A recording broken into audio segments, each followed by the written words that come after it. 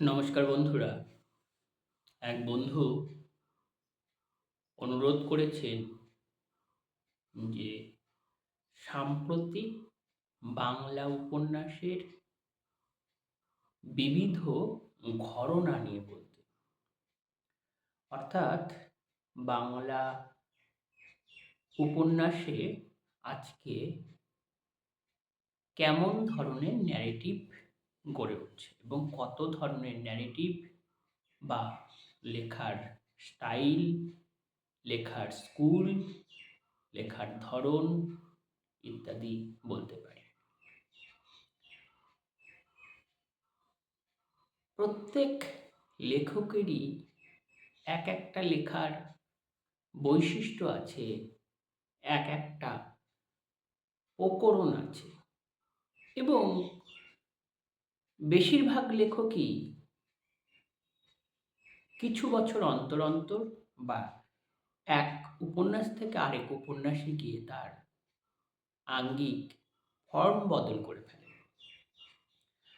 সাধন চট্টোপাধ্যায় একটি খুব গুরুত্বপূর্ণ কথা বলেছিলেন, তা হলো এমন যে যে লেখাটা আমি লিখলাম, লিখে বুঝলাম যে বেশ কিছু পাঠক প্রিয়তা হয়েছে, পাঠক সেই লেখাটাকে গ্রহণ করেছে, সেই মুহূর্তে আমি সেই পথটিকে বদলে ফেলি।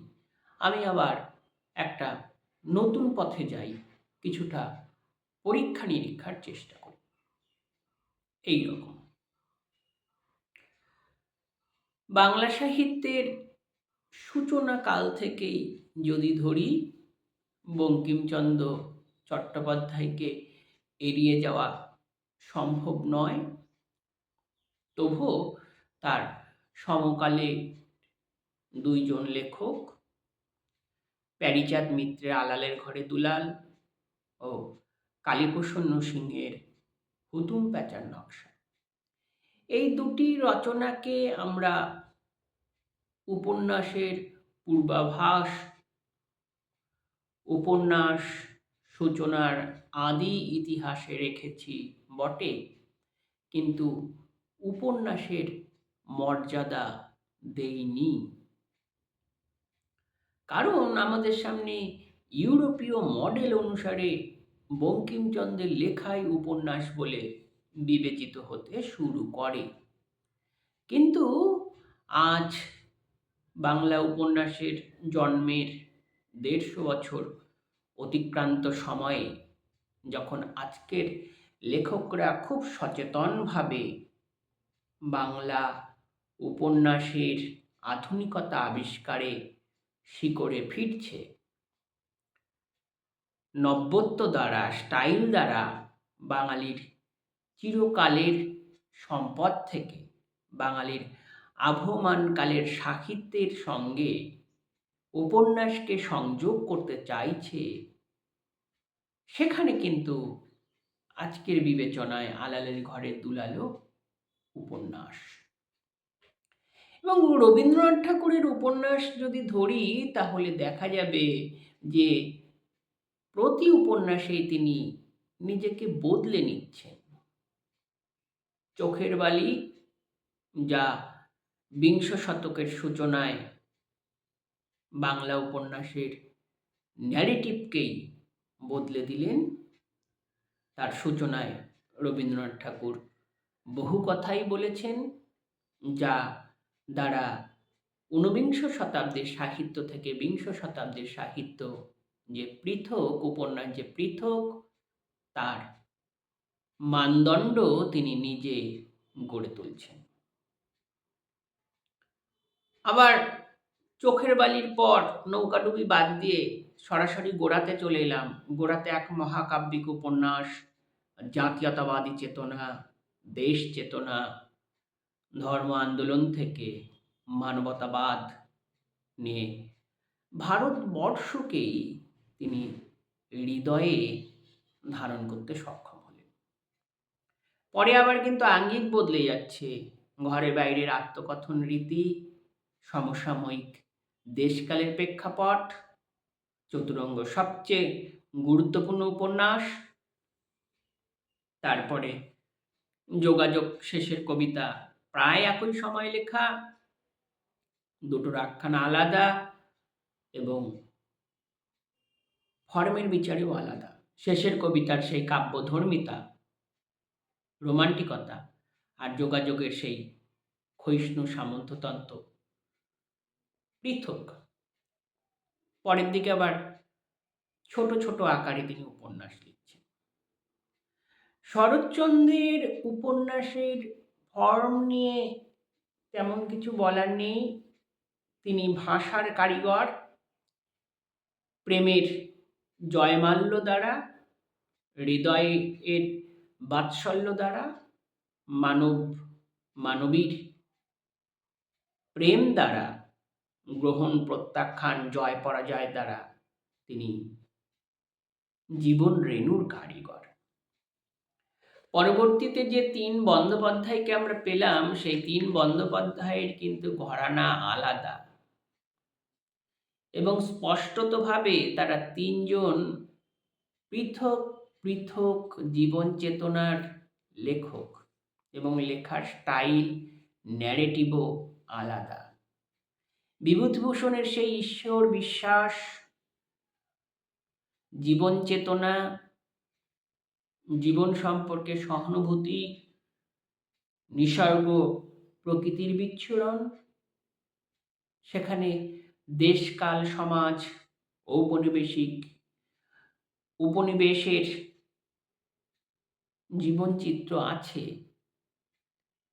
তা সহজ সরল কাব্যস্রোতে ভেসে গেছে। তারাশঙ্কর, বিভূতিভূষণ থেকে তারাশঙ্কর পুরোপুরি আলাদা, মহাকালের লেখক, এবং তারাশঙ্কর তার বিবিধ লেখায় যে বিষয়গুলি ধরতে চেয়েছেন তা আপনারা সকলেই জানেন, যে নবীন প্রবীণের দ্বন্দ্ব, কৃষি শিল্পের দ্বন্দ্ব,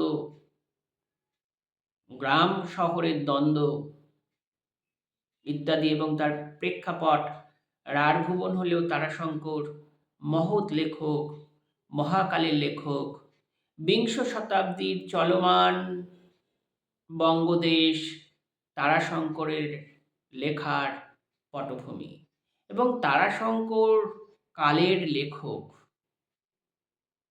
তার সেই নিম্নবর্গের প্রান্তিক চরিত্র দ্বারা তিনি সমাজ সভ্যতার বিবর্তন, সভ্যতার সঙ্গে সঙ্গে পুরাতন রুচিবোধের বিনাশ, নতুন যুগ রুচি কিভাবে জয়ী হয়ে যাচ্ছে তারাশঙ্কর তা দেখানোর চেষ্টা করেছেন বিবিধ উপন্যাসে।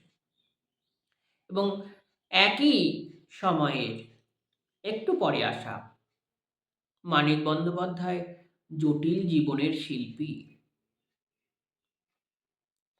বারবার কেন রোগে আক্রান্ত হয়েছেন এবং জীবন সম্পর্কে জটিল জিজ্ঞাসা রেখেছেন। মানিক বন্দ্যোপাধ্যায়ের আবার 2টি পর্ব, একটি মার্ক্সীয় শ্রেণী চেতনার পূর্ববর্তী লেখা, একটি মার্ক্সীয় শ্রেণী চেতনা দ্বারা প্রভাবিত হয়ে লেখা। কোনটিতে মানিক সফল, কোনটিতে ব্যর্থ, সে প্রসঙ্গ নয়, আমি ঘরানার কথা বলছি। এবং যে প্রশ্নটা অনেকেই করেছেন যে জগদীশ গুপ্তকে না পেলে বোধহয় আমরা মানিক বন্দ্যোপাধ্যায়কে পেতাম না। যেটা জরুরি কথা হলো, জগদীশ গুপ্তই বাংলা ন্যারেটিভের সচল বদল বা প্রচলিত ন্যারেটিভের প্রত্যাখ্যানের ভাষ্য তিনি গড়ে তুলেছিলেন। ফলস্বরূপ জগদীশ গুপ্তের সেই যৌনতা, দেহ সর্বস্ব প্রেম, আদিমতা, জীবনকে ভোগ, উপাসনা, কামনার মধ্যে দিয়ে ভাসিয়ে দেওয়ার যে জটিল জীবন চেতনা, তা রবীন্দ্রনাথ ঠাকুরের ঠিক পছন্দ হয়নি। আসলে সাহিত্যের প্রচলিত ধারণা সম্পর্কে প্রত্যেকেই নির্দিষ্ট একটি সত্যে বিশ্বাস করেন। রবীন্দ্রনাথ ঠাকুরের সত্য সুন্দরের মানদণ্ড এখানে এসে ধাক্কা খাচ্ছে। আরও একটু আগে ধাক্কা খেয়েছে কল্লোলের লেখকদের দ্বারা, এবং কল্লোলের সেই প্রেমেন্দ্র মিত্র, বুদ্ধদেব বসু, অচিন্ত্য কুমার সেনগুপ্ত, শৈলজানন্দ মুখোপাধ্যায়রা তো সমাজের নিম্ন বর্গের, সমাজের নিম্ন শ্রেণীর হাত হাতে পরাজিত বেদনার্ত মানুষের জয়গান গাইতে চেয়েছেন। এবং কয়লা খনির বাস্তবতা, কয়লা কুঠির বাস্তবতা, সেই শ্রমিক মজুর বারাঙ্গনাদের কথা তারা লিখতে চেয়েছেন।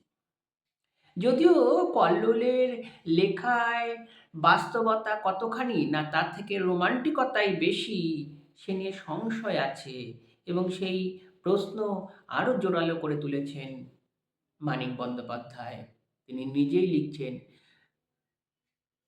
শৈলজানন্দের লেখায় কয়লাকুঠি এসেছে, কয়লাকুঠির বাস্তবতা আসেনি।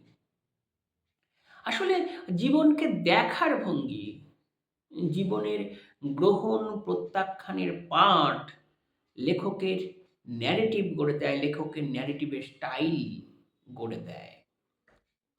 এবং তার পরের লেখকরা, বিশেষ করে নরেন্দ্রনাথ মিত্র, জ্যোতিরিন্দ্রনাথ নন্দী, রমাপদ চৌধুরী, এরা মধ্যবিত্ত জীবনের কারিগর। দিব্যেন্দু পালিত মধ্যবিত্ত জীবনের জটিল কুহক আবিষ্কারের কারিগর। নগর কলকাতার ভেতর যে আরেক কলকাতা, শহরের ভেতর, শহরতলির ভেতর সাপের মতো এঁকে বেঁকে থাকা জনপদ জীবন এবং মানুষের জীবনের জটিল বাস্তবতাকে এরা স্পষ্ট করতে চেয়েছে।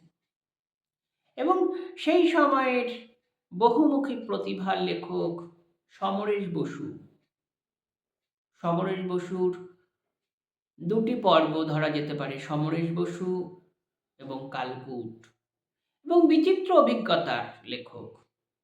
কলকারখানার জীবন থেকে মাঝি মোল্লার জীবন, যৌনতাকে আইডেন্টিফাই করা থেকে, সেই প্রজাপতি বিবর থেকে কালকুট নামে তার সেই লেখা জীবনবোধের সন্ধান, অফুরন্ত জীবনবোধের সন্ধান দিয়ে গেছেন সমরেশ বসু।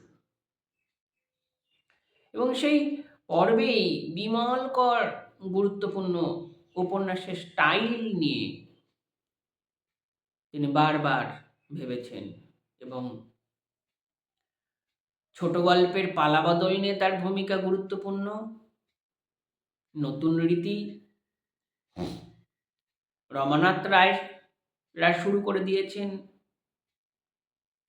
তার 60-এর দশকেই, 60-এর দশকেই তাদের গল্পের নতুন পরিসর। সেই সময়েরই লেখক শ্যামল গঙ্গোপাধ্যায়ের ন্যারেটিভ গুরুত্বপূর্ণ। দেশকাল সমাজের সঙ্গে জীবন বিশ্বাস, আমাদের রূপকথা, উপকথা, কথোয়ালের ধরন এবং গল্পের নতুন ভাষা, গল্প বলার নতুন কৌশল, অবিস্মরণীয় জীবনবোধ শ্যামলকে পৃথক করে দেয়। একে একে আমরা পেয়ে যাচ্ছি সেই সময় মহেশ্বেতা দেবী, সৈয়দ মুর্তজা সিরাজ, আরও কাউকে। এবং স্বাধীনতার পূর্বে যে লেখায় বাঙালি মুসলিম ছিল, শরৎচন্দ্রের লেখায়, অচিন্ত্য কুমার সেনগুপ্তের লেখায় স্বাধীনতার পর দেশভাগ হতে মুসলিমদের জীবনবোধ, মুসলিম সমাজ, তার সংস্কার বিশ্বাস, তার অন্তর্দ্বন্দ্ব, তার ধর্মীয় মিথকে নিয়ে এবং দ্বিজাতি তত্ত্বের ভিত্তিতে গড়ে ওঠা সংখ্যালঘু মুসলিমদের সমস্যা, সংকট, আত্মপরিচয়ের সংকট, এসব নিয়ে সৈয়দ মুর্তজা সিরাজ তার বহু উপন্যাস, যে পটভূমি, তার মধ্য দিয়ে ভারতীয় আখ্যানের খোঁজে নেমে পড়েছিলেন। এবং একই ধারায় আবুল বাশার, আফসার আহমেদ, আনসারউদ্দিন, সোহরাব হোসেন, নিহারুল ইসলাম, অনেকটা আগে আব্দুল জব্বর ইত্যাদিদের নাম আমরা করতে পারি। 60-এর দশকের গল্প উপন্যাসের বড় একটা পালাবদল ঘটে গেল। আগের সমাজ বাস্তবতা থেকে সেদিনের সমাজ বাস্তবতা পৃথক।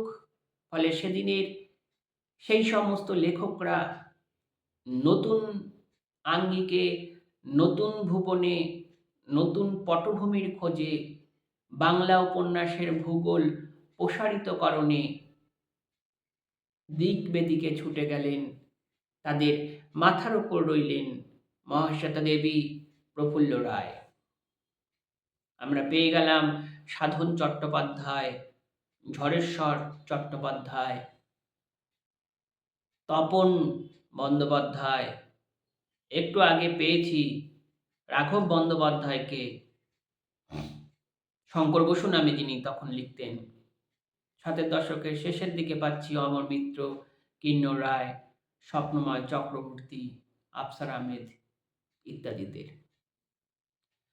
এবং এর আগেই কিন্তু যেটা বাংলা উপন্যাসের ক্ষেত্রে জরুরি ঘটেছে, ঘরানার ক্ষেত্রে ভাষা নিয়ে পরীক্ষা নিরীক্ষা, বাংলা উপন্যাসকে আধুনিক করার স্পষ্ট অভিযান, উত্তরাধুনিক বীক্ষণ, ন্যারেটিভকে ভেঙে ফেলা ইত্যাদি নিয়ে সচল পরীক্ষা নিরীক্ষা করতে উপস্থিত হয়ে গেছেন কমল কুমার মজুমদার, অমিয়ভূষণ মজুমদার, সুবিমল মিশ্র ইত্যাদি প্রভৃতিরা।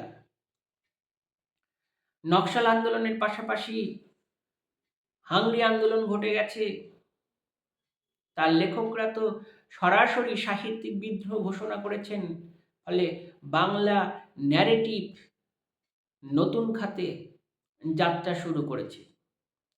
8-এর দশকে আমরা পেয়ে গেছি সৈকত রক্ষিত, আবুল বাশার, অনিতা অগ্নিহোত্রী, জয়া মিত্র,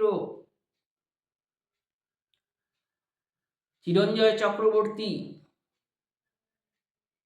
তপনকর ভট্টাচার্য ইত্যাদিতে। 9-এর দশকে আমরা পেয়ে গেছি আনসারউদ্দিন, সোহরাব হোসেন, অনিশ্বর চক্রবর্তী, পুষ্পল মুখোপাধ্যায়, মধুময় পাল, পীযূষ ভট্টাচার্য, দেবজ্যোতি রায়, যদিও কিছু আগে তিনি শুরু করেছিলেন, শুভঙ্কর গুহ, অহনা বিশ্বাস ইত্যাদি লেখকদের। এবং যেটা গুরুত্বপূর্ণ, যে প্রতিটি লেখকই স্বাধীন সত্তায়, স্বাধীন বিশ্বাসে, রাজনৈতিক দর্শনে প্রভাবিত হয়ে, কেউ কেউ রাজনীতিকে আড়ালে রেখে নিজের সমাজের জীবনবোধ দ্বারা প্রভাবিত হয়ে বাংলা উপন্যাসকে কিভাবে নতুন নিরীক্ষায় নিয়ে যাওয়া যায়, বাংলা উপন্যাসের নতুন আঙ্গিক, ভূগোল, বক্তব্য, সমীকরণ স্পষ্ট করা যায়, সেসব নিয়ে আখ্যানে নেমেছে। এবং প্রাতঃস্মরণীয় দেবেশ রায়ের কথা, যিনি খুব সচেতনভাবে বাংলা উপন্যাসকে শুধু আধুনিক করেননি, বাংলা উপন্যাসে বাঙালি কোথায় সেইটা জানান দিতে চেয়েছেন। এবং বাঙালির সাহিত্য কেমন, বাঙালির উপন্যাস কেমন হতে পারে সেটা জানান দিতে চেয়েছেন। বাঙালির আবহমানকালের ন্যারেটিভকে ধরে, মধ্যযুগের ফেলে আসা ন্যারেটিভ, তারও আগে আমাদের রূপকথা, লোককথা, উপকথা, কিস্সার ন্যারেটিভকে ধরে, তার স্টাইলকে ধরে বাংলা উপন্যাসের বয়ান কেমন হতে পারে তার সচল পরীক্ষা বাংলা উপন্যাসকে অনেক গুণ এগিয়ে দিয়েছে। আজকের যে বাংলা উপন্যাস, সেখানে বিবিধ ন্যারেটিভ, বিবিধ স্কুল, বিবিধ ঘরানা প্রত্যক্ষ করা যায় এবং এই ঘরানার মধ্যে একজন লেখককে বেঁধে রাখা সম্ভব নয়। প্রায় লেখকই প্রতি উপন্যাসে নিজের আঙ্গিককে, নিজের বয়ানকে, নিজের ভাষাকে, নিজের সত্তাকে পরিবর্তন করছেন। আবার কেউ কেউ একই মডেলে বিরাজ করে যাচ্ছেন। এই যে প্রবাহমান পথ বাংলা উপন্যাসের, সেই প্রবাহমান পথ থেকে তার ঘরানাকে চিহ্নিত করার জন্য আমি বেশ কিছু ছক কষে নিয়েছি যে আজকের বাংলা উপন্যাসে কেমন প্যাটার্নের উপন্যাস লেখা হচ্ছে। মোটামুটি প্রথমেই বলি জীবনী উপন্যাসের কথা। আজকের ২১ শতকের বাংলা উপন্যাসের সবচেয়ে একটি জনপ্রিয়র থেকেও বলা ভুল, পাঠকপ্রিয় কতটা তা জানি না, বেশ কিছু বিক্রি সর্বস্ব জীবনী উপন্যাস। সূচনা হয়েছিল আগেই, সমরেশ বসু তার দেখি নাই ফিরে বা শ্যামল গঙ্গোপাধ্যায়ের হাত ধরে, সেগুলো আলাদা কথা। আজকের বাঙালি মূলত অলস বাঙালি, সে আর লেখককে প্রকৃতভাবে পড়তে চায় না। বঙ্কিমচন্দ্রের রচনা, তার জীবনী, তার পত্রিকা দ্বারা সম্পূর্ণভাবে জানতে চায় না। উপন্যাসের মধ্য দিয়েই বুঝি বঙ্কিমচন্দ্রকে জেনে নিতে চায়। খুব সস্তা। কেউ কেউ গবেষণামূলক লেখা বলে দাবি করছেন। আসলে উপন্যাসের ফর্ম, উপন্যাসের বিষয়, স্টাইল পৃথক হওয়া জরুরি। লেখক ঈশ্বর, বিকল্প ঈশ্বর। ঈশ্বরের তৈরি পৃথিবীতে লেখক প্রত্যহ বিদ্রোহী। সে একটা নতুন পৃথিবী গড়ে তুলতে চায় লেখা দ্বারা। সে ফলস্বরূপ সেই ঈশ্বরের বিরুদ্ধে বিদ্রোহ ঘোষণা করে এবং লেখার মধ্যে দিয়ে সে নতুন সত্য, নতুন জীবনবোধ, নতুন সময়ের ভাষ্য, নতুন জীবন চেতনার কথা জানান দিতে চায়। সেখানে একজন লেখকের জীবনের পুনরাবৃত্তি, সেই লেখকের জীবনের মধ্যে তৎকালীন সময়, সমাজ, তৎকালীন চরিত্রদের ঢুকিয়ে তার জীবনের আদর্শ সংলাপ দ্বারা কি নতুন উপন্যাসের ফর্ম গড়ে উঠতে সক্ষম তা নিয়ে বিস্তারিত সংশয় রয়েছে। তবুও সেই ধারায় লিখে যাচ্ছেন সমীরণ দাস, বিনোদ ঘোষাল, অনিরুদ্ধ চক্রবর্তী, বিচ্ছিন্নভাবে আরো অনেকে উপন্যাস এই ধারায় লিখেছেন একটা দুটো করে, অভিজিৎ চৌধুরী ইত্যাদি প্রভৃতি। আজকের উপন্যাসের মূল বিষয় বা আঙ্গিক বা স্টাইলের দিক থেকে অন্যতম বলা যেতে পারে জাদু বাস্তবতা। জাদু বাস্তবতা এখন একটা খুব ভালো মার্কেট লাভ করেছে। যদিও জাদু বাস্তবতার নামে যা লেখা হয় তার মধ্যে অনেক ভ্রান্তি, ভুল থাকে। কেউ কল্পনা, কেউ রোমান্টিসিজম, কেউ বেশ কিছুটা উদ্ভট চিত্র এঁকে দিয়ে তাকে জাদু বাস্তবতা বলে দাবি করেন, কিন্তু সেগুলো হয় না। আবার এই যে জাদু বাস্তবতা, লাতিন আমেরিকার জাদু বাস্তবতাকে কেউ কেউ প্রত্যাখ্যান করেছেন। প্রত্যাখ্যান করে ভারতীয় জাদু বাস্তবতা, ভারতীয় কালা জাদু এবং বাজিকর সম্প্রদায়ের জাদু নিয়ে তারা দীর্ঘ সমীক্ষা চালিয়েছে। ভগীরথ মিশ্রের নাম করতে হয়। তার 4টি উপন্যাসে সেই সমীক্ষা তিনি চালিয়েছেন এবং এক মহাকাব্যিক জার্নি বলা যেতে পারে। কিন্নর রায়ের কিছু লেখা এবং জাদু বাস্তবতা নিয়ে সবচেয়ে ভালো কাজ পীযূষ ভট্টাচার্যের, এবং তার জাদু বাস্তবতা এমনভাবে ধরা দেয়, না বাস্তব, না অলৌকিক বাস্তব, না কুহক বাস্তব, না মায়াময় বাস্তব, তা ধরা সম্ভব নয়। কোনো আলগা ফ্যান্টাসি, উদ্ভট, অবাস্তব নয়। যথার্থ বাস্তবকেই অন্য সমীকরণে ভিন্ন মানদণ্ডে প্রতিষ্ঠা করা। পাশাপাশি জাদু বাস্তবতা নিয়ে লিখেছেন সেই শহীদুল জহিরের নাম করতেই হয়। তার জীবন ও রাজনৈতিক বাস্তবতা, নবারুণ ভট্টাচার্য, রবিশঙ্কর বল, অমর মিত্রের কিছু লেখা, কিন্নর রায়, সাধন চট্টোপাধ্যায় ইত্যাদি প্রভৃতি। লোকায়ত ধারা বলে একটি ধারাকে চিহ্নিত, একটা ঘরানাকে চিহ্নিত করা যেতে পারে, যে ঘরানায় প্রান্তিক জীবনের সংস্কার, বিশ্বাস, জনযুদ্ধ, জনপদ জীবনের বেঁচে থাকা, তার খাদ্য সংস্কৃতি, পোশাক, তার কীর্তন, তার সংস্কার, তার জেদ, সেই সমাজের ভাঙন গড়ন ইত্যাদি নিয়ে নলিনী বেরার নাম করতে হয়, সৈকত রক্ষিত, ভগীরথ মিশ্র, অহনা বিশ্বাস ইত্যাদি ইত্যাদি, এদের বিবিধ লেখায় সেসব রয়েছে। প্রচুর নাম করা যেতে পারে। সৈকত রক্ষিতের ঢেকিকল, জয়কাব্য, নলিনী বেরার 14 মাদল, শবরচরিত, মাটির মৃদঙ্গ, ভাসান ইত্যাদি ইত্যাদি। পরে রয়েছে মানব প্রেমিক শুভ বোধের কথা।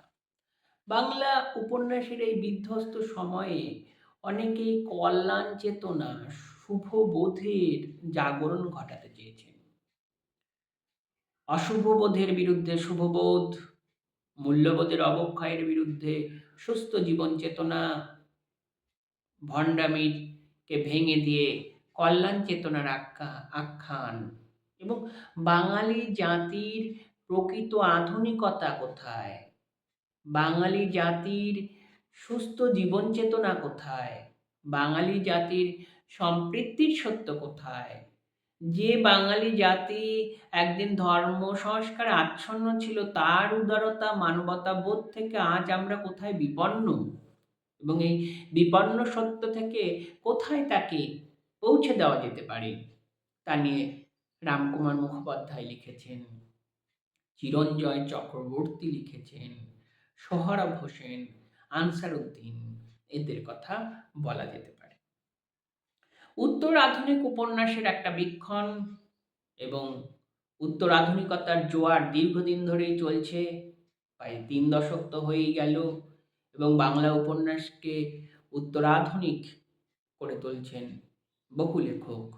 নাম করতে পারি দেবেশ রায়, মধুময় পাল, রামকুমার মুখোপাধ্যায়, মলয় রায়চৌধুরী, সুবিমল মিশ্র, অনুপম মুখোপাধ্যায়, অর্জুন বন্দ্যোপাধ্যায়, আশিস মুখোপাধ্যায়, সাদিক হোসেন, পীযূষ ভট্টাচার্য।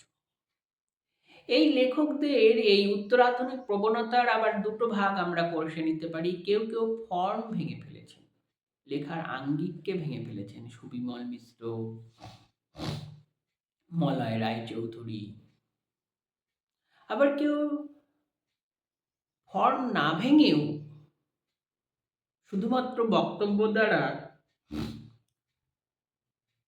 সাধারণ গল্পের যে স্টাইল, সেই স্টাইল দ্বারাই বয়ানকে উত্তরাধুনিক করে তুলেছেন।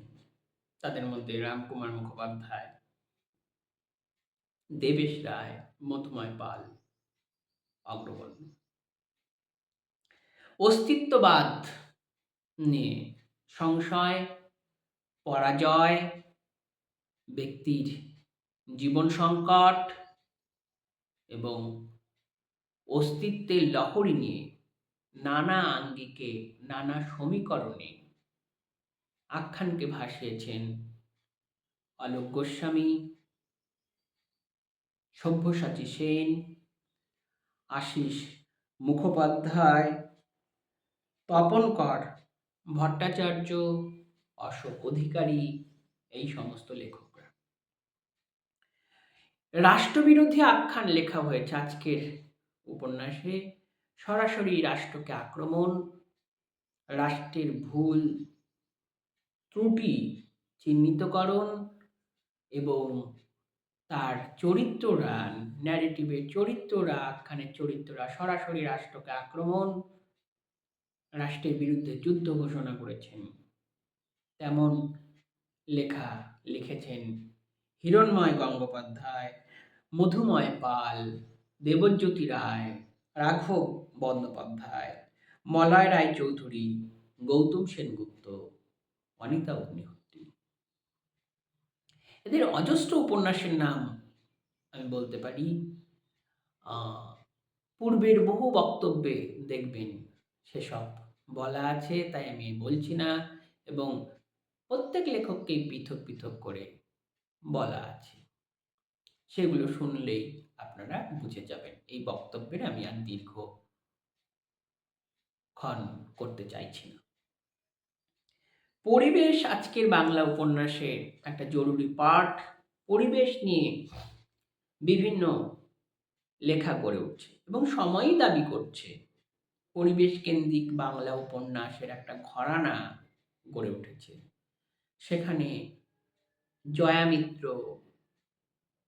সুকান্তি দত্ত, অমর মিত্র, কিন্নর রায়, শুভঙ্কর গুহ ইত্যাদি লেখকরা গুরুত্বপূর্ণ হয়ে উঠেছেন।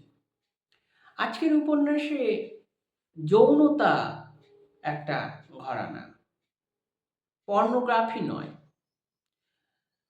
যৌনতার সত্যকে, দেহের সত্যকে বিজ্ঞাপন, ভোগবাদ, রাষ্ট্র ক্ষমতার আধুনিকীকরণ এবং যৌনতাকে কিভাবে ক্ষমতা ব্যবহার করে, প্রয়োগ করে, যা সন্ত্রাসের স্বর এক অর্থে,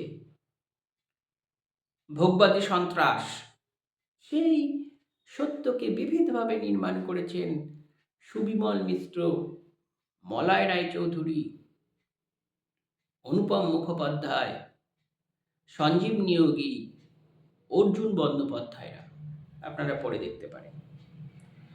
শিকড়ের সন্ধানে বলে একটি ঘরানার কথা বলতে পারি, যে ঘরানাটা বাঙালিকে আধুনিক উপন্যাসের মধ্য দিয়ে ঐতিহ্যে ফিরিয়ে নিতে চায়, বা ঐতিহ্যের পাঠকে, ঐতিহ্যের স্বরূপ, ঐতিহ্যের প্রকরণকে ধরে সে আধুনিক পৃথিবীর গল্প শোনাতে চায়, আধুনিক বঙ্গীয় সমাজের গল্প শোনাতে চায়। তার মধ্যে রয়েছেন দেবেশ রায়, রামকুমার মুখোপাধ্যায়, সোহরাব হোসেন, স্বপন পান্ডা ইত্যাদি লেখকরা। নিম্নবর্গর একটা ঘরানা, এই ঘরানা চলছিল বিংশ শতক থেকেই। সাবাল্টান তত্ত্ব আসার পর সেসবের ওপর আরো বেশি জোর দেওয়া হয়েছে। প্রফুল্ল রায়, মহাশ্বেতা দেবীর হাত ধরে যা সূচনা হয়েছিল, তা আজ ঝড়েশ্বর চট্টোপাধ্যায়, নলিনী বেরা, সৈকত রক্ষিত, অহনা বিশ্বাস এদের লেখায় সেই প্রান্তজন, প্রান্তবর্গের নানা স্বর ফুটে উঠতে আমরা দেখেছি নবীন কথওয়াল, প্রলয় নাগ, অমিত কুমার বিশ্বাসের লেখায়ও সেগুলো আছে।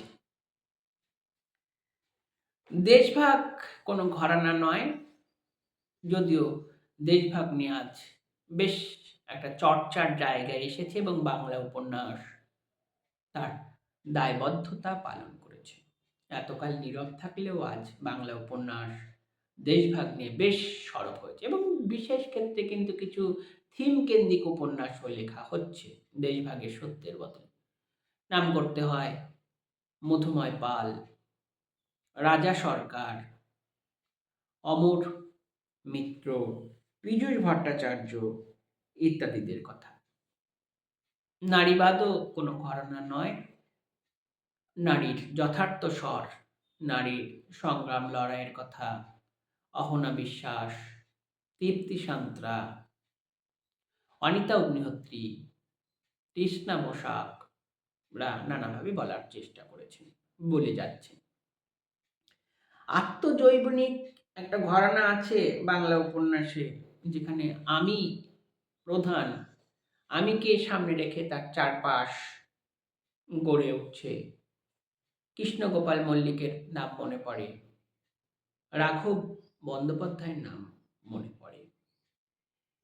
এছাড়াও অজস্র লেখকের কথা বলা হলো না, নাম বাদ পড়ে গেল। যেমন এখনই মনে পড়ছে সেই নিম্নবর্গ প্রান্তবর্গের কথা, জনপদ জীবনের কথা লিখেছেন শুভঙ্কর গুহ, মানবতাবাদী লেখক বলা যেতে পারে লুৎফর রহমানকে। ভাষা যুদ্ধে আধুনিকতায় নানাভাবে সামিল হয়েছেন মধুময় পাল, দেবেশ রায়, রামকুমার মুখোপাধ্যায়, স্বপন পাণ্ডা, অর্জুন বন্দ্যোপাধ্যায়, লুৎফর রহমান, রাঘব বন্দ্যোপাধ্যায় ইত্যাদি প্রভৃতি অজস্র নাম। এইভাবে আধুনিক বাংলা উপন্যাসের বিবিধ ঘরানা গড়ে উঠেছে। বহু লেখক নিজেকে এক ঘরানায় সীমাবদ্ধ না রেখে বিবিধ পরীক্ষা নিরীক্ষায় চালিয়ে যাচ্ছে। তাদের মধ্যে দিয়ে বাংলা উপন্যাসের প্রকৃত স্বর উঠে আসছে, যা ভবিষ্যতের ক্ষেত্রে অত্যন্ত জরুরি। এবং কেউ কেউ বলেন আজ আর ভালো লেখা হয় না, একেবারেই ভুল এবং ডাহা মিথ্যে তারা পড়েন না। কেউ কেউ দু চারটে লেখা পড়ে জানান দেন, সেই দু চারটে লেখা নির্বাচন করেন বড় পত্রিকার রিভিউ দেখে, ফলে সেখানেও তাদের লোকসান হয়, পড়ার লোকসান হয়, প্রকৃত টেক্সটকে চেনাই হয় না। তার বাইরে অজস্র টেক্সট ছিটকে যায়, ছিন্ন বিচ্ছিন্ন হয়ে চলে যায়। সেই সব ছিন্ন বিচ্ছিন্ন লেখার মধ্য দিয়ে বাংলা উপন্যাসের আধুনিকতা, বাংলা উপন্যাসের প্রকৃত যাত্রাপথ, বাংলা উপন্যাসের যথার্থ মানদণ্ড প্রতিষ্ঠিত হয়ে চলেছে। আপনারা সেসব খোঁজ নিয়ে পড়ুন, ভালো লাগবে। এবং খুঁজতে না পারলে আমাকে বলুন, আমি আপনাকে নাম তালিকা তৈরি করে দেব, সেসব পড়ুন। তাহলে চিনতে পারবেন বাংলা উপন্যাসের জোর কোথায়, বাংলা উপন্যাসের জেদ বিদ্রোহ কোথায়। যা প্রয়োজন আপনি কমেন্টে লিখে রাখবেন, আমি সেসব আবার শুনে উত্তর দিয়ে দেব, দেখে উত্তর দিয়ে দেবো। আর যদি মনে হয় জরুরি আরও কিছু কথা বলার আছে, আবার আমি বলবো। ধন্যবাদ, ভালো থাকুন।